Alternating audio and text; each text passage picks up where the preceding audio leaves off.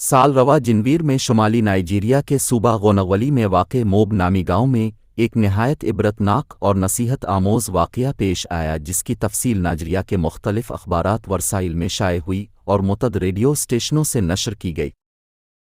تفصیل اس طرح ہے کہ عمر غمو نامی ایک شخص جو پیدائشی طور پر عیسائی تھا لیکن مسلمانوں کے اخلاق، سیرت و کردار اور حسن معاشرت سے متاثر ہو کر اسلام قبول کر لیا تھا، اس کی حرمہ نصیبی کے زیور اسلام سے آراستہ ہونے اور عرصہ دراز تک اسلامی زندگی گزارنے کے بعد پھر مرتد ہو گیا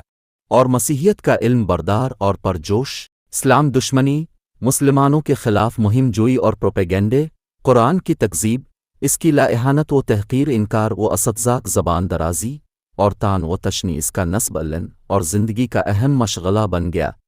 چنانچہ ایک روز کسی گرجا گھر میں عیسائیوں کے ایک بڑے مجمع کے سامنے حسب معمول اپنے خطاب کے دوران قرآن کی تکذیب اور استہزاء کیا،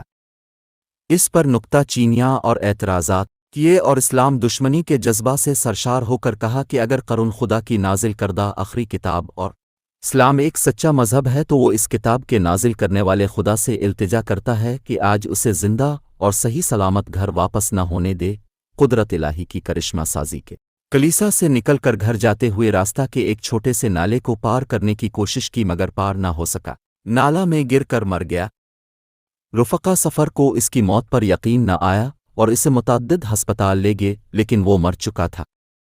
اس عبرتناک موت سے متاثر ہو کر صوبے کے 4 گاؤں مسلمان ہو گئے۔ دوسرے روز وہ آدمی بھی ہلاک ہو گیا جو اس کی جان بچانے کی کوشش کر رہا تھا۔